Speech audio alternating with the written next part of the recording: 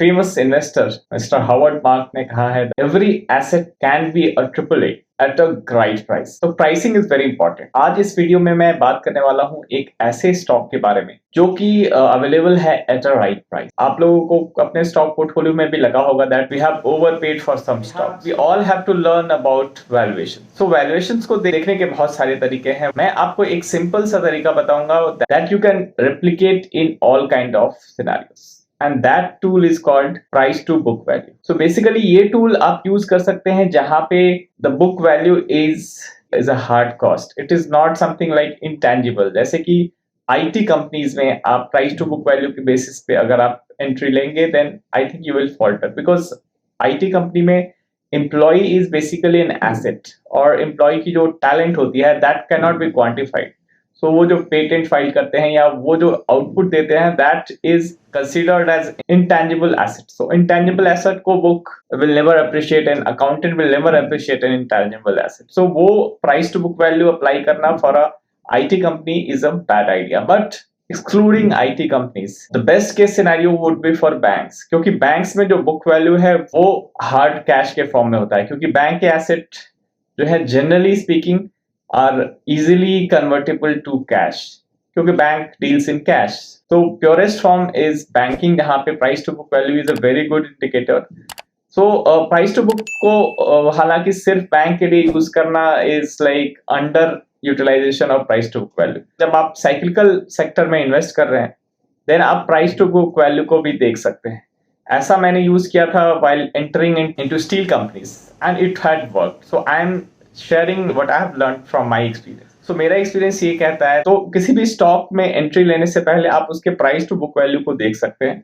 और आजकल screener.in पे एक बहुत ही सुंदर फीचर आया है जिसमें आप price to book value plot कर सकते हैं for past 10 years, maximum 10 years और बियॉन्ड दैट ऑल्सो। तो प्राइस टू बुक वैल्यू देखने से आपको ये पता चलेगा कि वो अपने रिलेटिवली अपने किस प्राइस रेंज में मूव करता है और वो अपने एवरेज प्राइस टू बुक से किस डिस्टेंस पे है। अगर वो पीक आउट हो चुका है price to book wise then you have to be careful. But अगर वो पीक आउट नहीं हुआ है then that could be a good entry point. So वहां से देखने पे आप मार्जिन ऑफ सेफ्टी आप अटेन कर सकते हैं अगर आप प्राइस टू बुक पे के बेसिस पे देखना शुरू करते हैं स्टॉक्स को। तो एक ऐसा ही सेक्टर है जो कि कैपिटल इंटेंसिव है बाय नेचर और उसमें हार्ड एसेट्स होते हैं। This is part of auto industry कही जा सकती है। I am talking about a forging company. गिन के 5-7 कंपनी जो फोर्जिंग में है लिस्टेड है जिसे आप शायद जानते होंगे। So you can make a comment in the comment segment की ये कौन सी कंपनी है।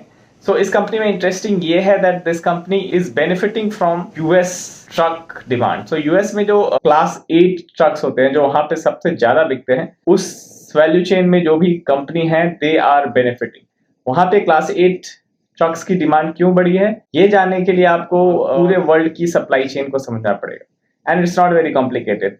मैं आपको एक लिंक डिस्क्रिप्शन में दूंगा जिस वीडियो से मुझे एक बहुत अच्छा आइडिया मिला था ग्लोबल सप्लाई चेन के बारे में। उस वीडियो से मेरा टेक अवे ये था that America is going through a crisis because वहां पे ट्रकर्स जो हैं जो ड्राइवर्स हैं people are not encourage to join as a trucker because वहां पे उनकी लाइफ काफी डिफिकल्ट हो गई है। वहां पे यूनियंस भी नहीं है जो उनके राइट्स को प्रिजर्व करे। So in America truck industry was going through bad turmoil और सप्लाई चेन प्रॉब्लम्स के कारण वहां पे स्पेसिफिकली ये प्रॉब्लम और ज्यादा ही हाईलाइट हो गई। But at the same time trucker company के पॉइंट ऑफ व्यू से हम देखें तो वहां पे एक रिप्लेसमेंट साइकिल स्टार्ट हो रहा है बिकॉज अभी हमने देखा जब सप्लाई चेन की बहुत ज्यादा दिक्कत हुई थी पिछले 1 साल में because of Suez canal crisis हो जाए या फिर रशिया यूक्रेन क्राइसिस हो या फिर चाइना प्लस स्ट्रैटेजी के कारण सप्लाई चेन इधर से उधर हुई है ग्लोबली। सो ट्रकर्स इंडस्ट्री को भी एक प्रॉब्लम हुआ कि वो डिमांड को मैच नहीं कर पा रहे थे। उनके पास उतने ट्रक्स नहीं थे, उतने ड्राइवर्स नहीं थे। Now I think that problem is getting resolve as they have started doing capex और उनका रिप्लेसमेंट साइकिल भी आ गया है नया टू जहां वो अपने ओल्ड ट्रक्स को रिप्लेस कर रहे हैं। सो इसके कारण एक ग्लोबल डिमांड जनरेट हुई है in specifically in trucking industry. This is a bigger mega trend. मैं ये कह नहीं सकता कि this will continue for long but जहां तक मेरी विजिबिलिटी है after looking at American listed companies like Cummins के ट्रांसक्रिप्ट को मैंने स्टडी किया तो वहां पे Cummins is saying that we have expected X and now we have got 1.15x. So उन्होंने 6% का टारगेट रखा था कैलेंडर ईयर 2022 में सेल्स का, they have enhanced it to 8%. So Cummins has become bullish after Q1 results. तो बहुत ही अच्छे Q1 results है। वैसे ही Daimler जो कि बिगेस्ट ट्रक मेकर है इन यूएस, मार्केट शेयर सबसे ज्यादा है, 2022 के फोरकास्ट को फ्रॉम $48 बिलियन से $51 बिलियन कर दिया है। सो रफली 5 to 10% का इंक्रीज वहां पे भी हो रहा है।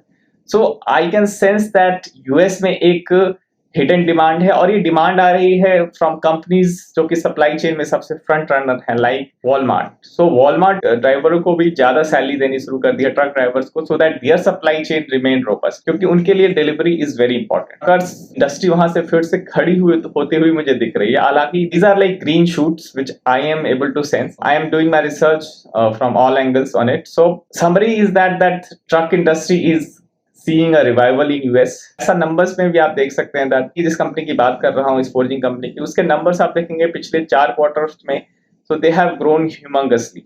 सो इसका मेजर ड्राइवर मैं आपको बता दूं that this company deals mostly 60% domestic and 40% into exports। So 40% to export है, उसमें से 70% यानी 70% of 40% is roughly 30% of their overall portfolio caters to North American market। और इस जिस मार्केट की मैं बात कर रहा हूँ, सो वहां पे that business is a high margin lucrative business. They are supplying to Class 8 trucks manufacturers like Daimler Trucks and Volvos and Scania and all। So वहां से उनको एक मार्जिन पुशअप मिल रहा है। This is about international play, but जो 60% जहां पे मैं डोमेस्टिक की बात हो रही है, वहां पे भी आप देखना शुरू करेंगे तो आप अशोक लेलैंड के नंबर देख लें या फिर टाटा मोटर्स के नंबर देख लें। So volumes have started picking up. Even Mahindra and Mahindra is doing very good in commercial vehicle, specifically in light commercial vehicle। So ये कंपनी डोमेस्टिक इन दोनों अशोक लेलैंड एंड टाटा मोटर्स को सप्लाई करती है। So हम एक ऐसी कंपनी की बात कर रहे हैं जो ग्लोबल डिमांड से जो बेनिफिट हो रही है और डोमेस्टिक डिमांड भी रिवाइव होता हुआ दिख रहा है। So I think this is a good time to look at this company because they have been very consistently growing their profit margins and they are very confident in saying that we will be able to grow our margin at 20-23%। So that confidence has given me a very good glimpse into their thought process। So I am still studying the business। So मैं जब मेरी study जब complete होगी, I think by Friday I'll be able to launch a very good video detailing the rationale for this। And basically मैं उनकी annual report और con calls transcript को पढ़ के इनकी thought process और इनकी investment rationale पे मैं बात करूँगा। But इस वीडियो बनाने का purpose ये है that you get to see that what things I am looking at, so that you can also someday start developing these kind of investing frameworks, so that you end up owning your own framework through Sadhan। So मिलते हैं next week, तब तक के लिए thanks for watching।